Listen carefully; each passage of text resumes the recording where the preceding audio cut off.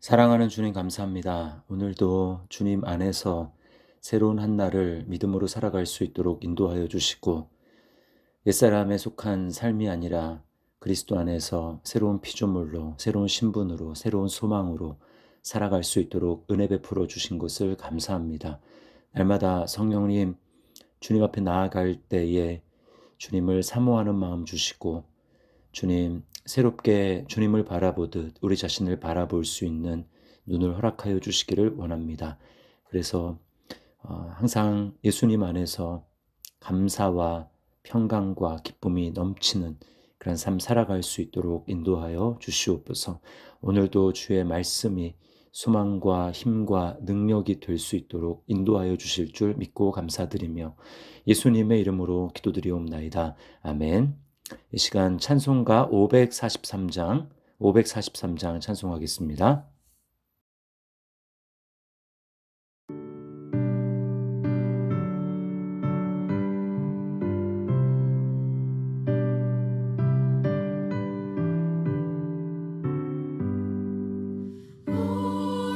어려운 일 당할 때 나의 믿음 적으나 의지하는 내 주를 더욱 의지합니다. 세월 지나갈수록 의지할 것뿐이세. 무슨 일을 당해도 예수 의지합니다. 성령께서 내 마음 밝히 비춰주시니 인도하심 따라서 주만 의지합니다. 세월 지나갈수록 의지할 것뿐이세. 무슨 일을 당해도 예수 의지합니다.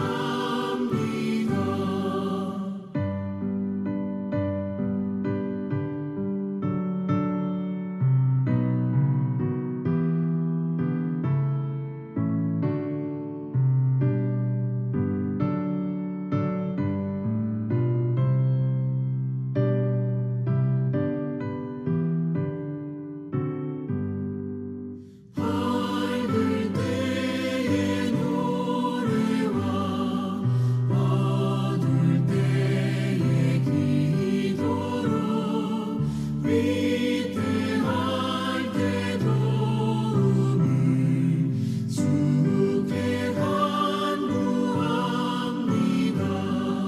세월 지나갈수록 의지할 것뿐이세. 무슨 일을 당해도 예수 의지합니다. 생명 있을 동안에 예수 의지합니다. 천국 올라가도록 의지할 것뿐이세. 세월 지나갈수록 의지할 것뿐이세. 무슨 일을 당해도 예수 의지합니다.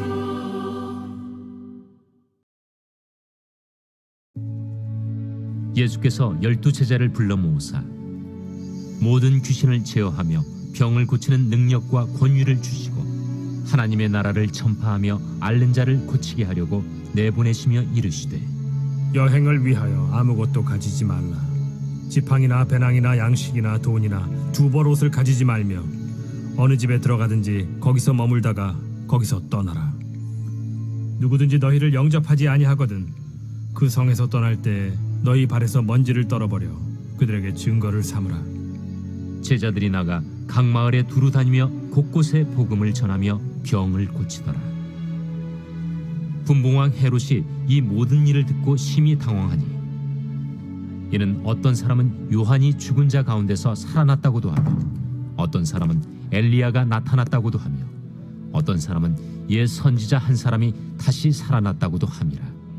요한은 내가 목을 베었거늘 이제 이런 일이 들리니 이 사람이 누군가? 하며 그를 보고자 하더라. 사도들이 돌아와 자기들이 행한 모든 것을 예수께 여쭈니 데려시고 따로 베세다라는 고을로 떠나가셨으나 무리가 알고 따라왔거늘 예수께서 그들을 영접하사 하나님 나라의 일을 이야기하시며 병 고칠 자들은 고치시더라. 날이 저물어가매 12 사도가 나아와 여짜오되 우리를 보내어 두루 마을과 촌으로 가서 유하며 먹을 것을 얻게 하소서. 우리가 있는 여기는 빈 들이니이다. 너희가 먹을 것을 주라. 우리에게 떡 5개와 물고기 2마리밖에 없으니 이 모든 사람을 위하여 먹을 것을 사지 아니하고서는 할 수 없사옵나이다. 이는 남자가 한 5,000명 되밀어라. 때를 지어 한 50명씩 앉히라. 제자들이 이렇게 하여 다 앉힌 후 예수께서 떡 5개와 물고기 2마리를 가지사 하늘을 우러러 축사하시고 떼어 제자들에게 주어 무리에게 나누어 주게 하시니 먹고 다 배불렀더라. 그 남은 조각을 12바구니에 거두니라. 오늘은 예수님께서 우리에게 주신 권세와 또 사명에 대해서 생각을 좀 해보려고 합니다. 1절부터 6절은 주님께서 그리스도인에게 주신 능력과 권위를 말하고 있습니다. 1절 말씀을 보세요. 예수께서 12제자를 불러 모으사 모든 귀신을 제어하며 병을 고치는 능력과 권위를 주셨다라고 합니다. 여기 12제자라고 했지만 믿는 모든 성도들에게 마찬가지로 주셨습니다. 어떤 권위와 능력입니까? 귀신을 제어하고 병을 고치는 것입니다. 이것이 어떻게 가능합니까? 예수 그리스도의 이름의 권세를 우리에게 주셨기 때문입니다.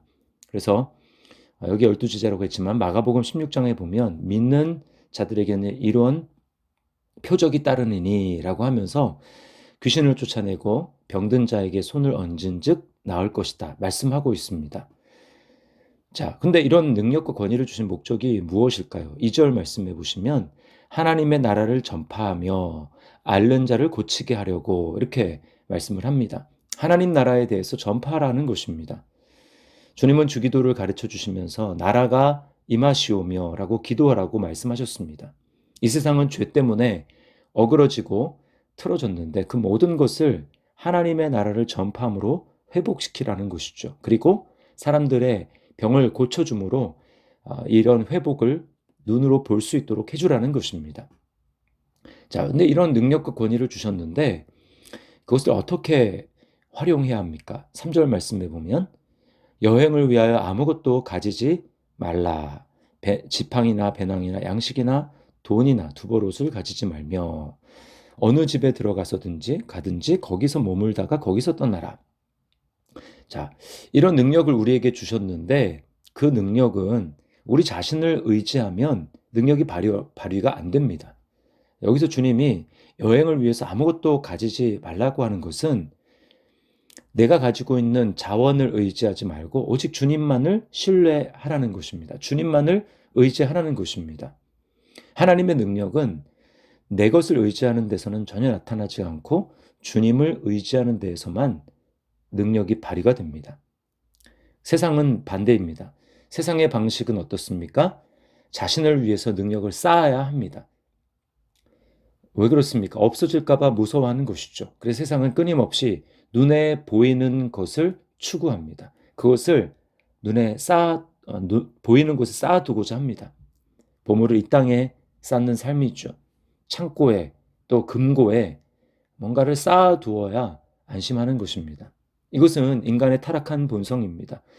인간이 무한하신 창조주 하나님을 떠났기 때문에 자꾸 눈에 보이는 하나님을 두려고 하는 것입니다. 이것이 바로 우상 숭배입니다. 이것이 하나님을 떠난 인간의 본성입니다. 광야 생활을 하는 이스라엘 백성들을 하나님이 시험하시지 않습니까? 내가 매일 만나를 공급하겠다. 매일매일 나가서 만나를 거두라고 말씀을 합니다. 그러나 인간의 본성은 어떻습니까?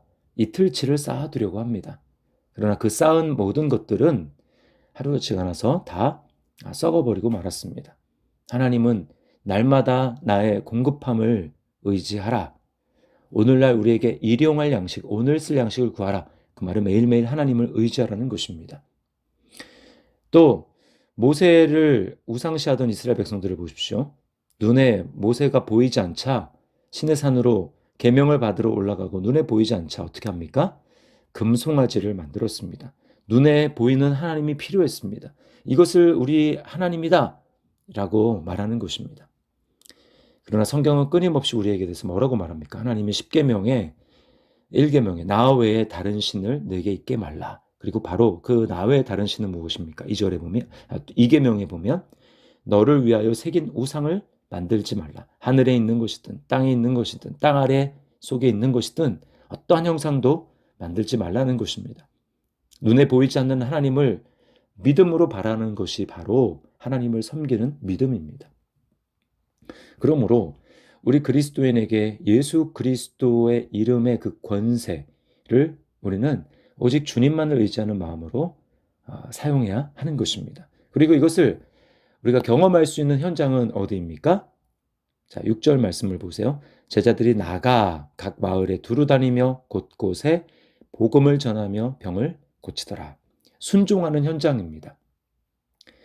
그냥 머릿속으로만 알고 있고 나에게는 이런 권세와 능력이 있어 라고 하는 데서 능력이 나타나는 것이 아니고 주님이 보내시지 않습니까? 힘을 주시고 능력을 주시고 그래서 보내십니다. 하나님 나라를 전파하라는 것이죠. 우리가 하나님 나라를 전파하고자 하며 그렇게 순종할 때 거기에 하나님의 능력이 나타나는 것입니다. 영혼들을 구원하기 위해서, 영혼들을 섬기기 위해서 기도하며 전도하며 우리 힘을 그렇게 드리며 순종할 때 그 안에서 하나님의 능력이 나타나는 것입니다. 이것이 바로 성도의 사명이죠. 교회의 사명입니다. 하나님 나라를 전파하고 사람들을 치유해야 하는 것입니다. 자, 이렇게 제자들이 정말 주님 말씀에 순종해서 나아갈 때 그제서야 세상은 교회를 주목하기 시작합니다. 이게 7절과 9절에서 보여주는 것입니다. 헤롯이 7절에 보니까 심히 당황했다고 말합니다. 이 모든 일을 듣고 이 모든 일이 무엇입니까? 네, 복음이 전파되는 것이죠. 사람들 안에 치유가 나타나는 것이죠. 당황했습니다. 또 7절 하반절과 8절에 보면 사람들이 술렁이기 시작합니다. 어떤 사람이 요한이 죽은 자 가운데 살아났다. 엘리야가 나타났다. 옛 선지자 한 사람이 다시 살아났다. 네, 예수님에 대해서 새롭게 관심을 기울이기 시작하는 것이죠.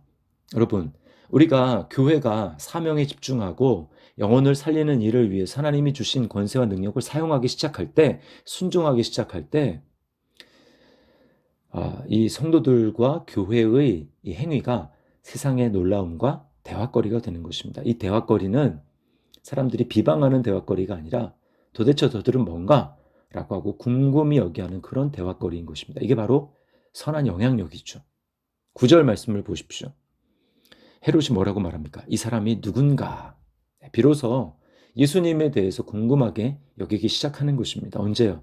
교회가, 성도가 사명을 감당하고 하나님 나라를 전파하기 시작할 때 사람들은 예수님에 대해서 궁금히 여깁니다. 그리고 예수 믿는 교회에 대해서, 성도에 대해서 다시 보게 되는 것입니다. 저 사람들이 누군지 알고 싶다. 이런 마음이 드는 것입니다. 이것이 세상의 교회를 바라보는 방식이 되어야 하는 것입니다. 베드로전서 3장 15절 말씀에 이런 말씀 있지 않습니까? 너에게 소망에 관한 이유를 묻는 자들에게 이런 말씀이 있죠. 그건 무엇입니까? 그리스도인들이 세상 사람들에게 선한 영향을 미쳐서 그들이 우리를 주목한다는 것입니다. 주목해서 지켜보고 있다가 자신에게 뭔가 문제가 있고 어려운 일이 생기게 될 때 묻기 시작한다라는 것입니다. 이 문제는 어떻게 해결해야 되느냐? 당신은 어떻게 그렇게 하느냐? 교회는 세상에 선한 영향력을 끼쳐야 합니다. 세상에 임팩트를 주어야 합니다. 어떻게 해요? 우리가 주님께 순종하는 방식을 가지고 그렇게 살아내는 것입니다. 왜 우리가 이런 삶을 살아야 할까요? 그 다음 절은 우리가 너무나 잘 알고 있는 10절부터 17절에 있는 이 구절이 우리에게 보여주고 있습니다. 소위 우리가 오병이어의 사건이라고 말하죠. 여기서 여러 가지 교훈을 우리가 얻을 수 있겠지만 저는 딱 한 가지만 말씀을 드리고 싶습니다. 세상은 빈들과 같은 곳이고 그들은 굶주려 있는데 그들의 영혼을 채울 수 있는 분은 오직 그리스도이기 때문입니다. 왜 우리가 주님의 권세와 능력을 세상을 향하여서 나아가서 하나님 나라를 전파하고 그들을 치유해야 합니까? 세상은 영적으로 굶주려 있는 빈들과 같은 곳이기 때문에 그렇습니다. 12절을 보십시오. 여기는 빈들이니이다. 헬라 원문에 보면 여기는 광야입니다 라는 것입니다. 먹을 것이 없고 사람들이 줄이고 있다라는 거예요. 물론 육신의 양식은 많습니다. 그러나 중요한 것은 무엇입니까? 영의 양식이죠. 영혼의 양식입니다. 마귀의 속임수는 무엇입니까? 육적인 양식, 육적인 존재로만 이 세상을 살아갈 수 있다고 사람들을 수많은 광고와 학문과 여러 가지 것들을 동원해서 사람들을 속이고 있습니다. 사람들의 생각을 사로잡고 있습니다. 그래서 돈이 많으면 마치 이 세상을 넉넉하게 살아갈 수 있는 것처럼 생각합니다. 그것은 육신적인 측면이죠. 우리에게 더 중요한 것은 영적인 측면인 것입니다. 그래서 사람들은 돈에 빠져 살아갑니다. 전도를 해보십시오. 요즘에는 그렇게 말하지 않는데 옛날에는 좀 어려웠을 시절에는 교회 나가면 밥이 생기냐, 돈이 생기냐 이런 이야기를 많이 했습니다. 또 뭐라고 합니까? 먹고 살기 바빠서 못 나갑니다. 이런 얘기를 하죠. 짧은 시각으로 봤을 때는 그 말이 맞습니다. 우리는 먹고 살기 바쁘죠. 그러나 우리의 인생을 길게 좀 바라봅시다. 어떻습니까? 정말 우리는 먹고 삽니까? 아니죠. 우리는 다 먹고 사는 사람 없습니다. 먹고 죽는 것이죠. 인간은 먹고 살기 위해서 일하지만 결국 인간은 먹고 죽는 존재입니다. 우리가 일평생 수고하는 것으로는 우리의 삶을 영원히 살도록 하지 못하는 것입니다. 그래서 이사야 선지자는 이사야 55장 2절 말씀에 하나님의 심장으로 이렇게 이야기합니다. 너희가 어찌하여 양식이 아닌 것을 위하여 은을 달아주며 배부르게 하지 못할 것을 위하여 수고하느냐. 그럼 어떻게 하라는 것입니까? 바로 다음 이렇게 나옵니다. 내게 듣고 들을지어다. 하나님의 말씀을 들으라는 것이죠. 그리하면 너희가 좋은 것을 먹을 것이며 영혼에 좋은 것입니다. 너희 자신들이 기름진 것으로 영혼이 기름진 것으로 즐거움을 얻으리라. 여러분, 배고프고 영혼에 참된 먹을 것이 없는 이 광야, 빈들과 같은 이 세상에 우리의 영원한 생명의 양식이 되시기 위해서 오신 분이 누굽니까? 바로 예수님입니다. 그래서 요한복음에는 이 오병이어 사건에서 예수님을 자신을 나는 하늘에서 내려온 생명의 떡이다 이렇게 말씀합니다. 나를 먹는 자는 영원히 줄이지 않을 것이다 말씀합니다. 여러분, 우리가 바로 그 영혼의 양식 되시는 예수님을 먹은 사람입니다. 그럼 우리 영혼이 배부르죠. 우리는 먼저 세상에게 예수님이 뭐라고 말씀합니까? 13절에 너희가 먹을 것을 주라 이렇게 말합니다. 우리는 세상을 먹여 살려야 합니다. 영혼의 양식을 주어 먹여 살려야 합니다. 그러려면 어떻게 해야 됩니까? 먼저 우리 자신이 배불러야 합니다. 예수 그리스도가 정말 내 안에서 먼저 예수 그리스도로 충만하게 되고 주님을 만나서 주님과 교제함으로 말미암아 내 영혼이 예수님으로 배불러야 합니다. 그럴 때에 영혼의 참된 만족과 기쁨이 솟아오르게 됩니다. 그리고 그렇게 할 때만 우리는 굶주리고 있는 영혼의 양식이 없어서 굶어 죽어가고 있는 사람들에게 생명의 떡인 예수 그리스도를 나누어 줄 수가 있는 것입니다. 너희가 먹을 것을 주라. 바로 이 사명을 위해서 주님은 저와 여러분을 부르셨습니다. 그리고 주님은 이 일 하라고, 하나님 나라를 전파하라고, 사람들을 살리라고 우리에게 예수님의 권세와 능력을 주셨습니다. 그러므로 우리는 순종함으로 그렇게 나아갈 때 성경 속의 하나님이 아니라 정말 살아서 역사하시는 그 하나님을 경험하게 될 것입니다. 사명에 순종함으로 이렇게 하나님의 놀라운 은혜를 경험하고 하나님 나라를 살아가는, 이 땅에서 하나님 나라를 살아가는 우리 삶이 될 수 있기를 예수님의 이름으로 축복합니다. 기도하겠습니다. 하나님 아버지 감사합니다. 정말 주님은 이미 예수님을 믿을 때에 우리 안에 예수 이름의 놀라운 권세와 능력을 주셨습니다. 예수 이름으로 기도할 때에 주님 병 고치는 놀라운 역사가 일어나고, 또 사람들이 예수님을 믿고 하나님 나라 백성이 되는 놀라운 역사가 있습니다. 주님, 정말 이 일 하라고 우리를 불러주시고 우리에게 은혜를 베풀어 주시는 줄 믿사오니 날마다 이 사명에 순종함으로 이 땅에서 정말 하나님 나라를 경험하고 살아가는 우리 삶이 될 수 있도록 인도하여 주시옵소서. 주님, 먼저 우리가 예수님으로 배부르게 하시고 세상에 얼마나 정말 겉으로는 기름지고 겉으로는 풍요로운 것 같지만 막상 실상 안을 들여다보면 배고파 있고 신음하고 있고 고통하고 있는 주님, 영혼의 눈물을 흘리고 있는 그들, 예수님의 마음으로, 예수님의 시각으로 바라볼 수 있도록 주님, 우리에게 주님의 마음을 허락하여 주시고 주님의 눈을 허락하여 주시옵소서.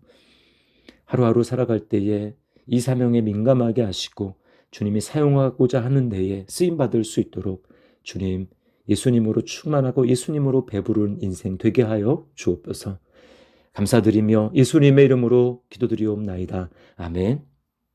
하늘에 계신 우리 아버지여, 이름이 거룩히 여김을 받으시오며 나라의 마옵시며 뜻이 하늘에서 이룬 것 같이 땅에서도 이루어지이다. 오늘날 우리에게 일용할 양식을 주옵시고 우리가 우리에게 죄 지은 자를 사하여 준 것 같이 우리 죄를 사하여 주옵시고 우리를 시험에 들게 하지 마옵시고 다만 악에서 구하옵소서. 대개 나라와 권세와 영광이 아버지께 영원히 있사옵나이다. 아멘. 오늘도 각자의 처소에서 기도의 음악 들으시며 주님과 깊이 교제할 수 있기를 바랍니다.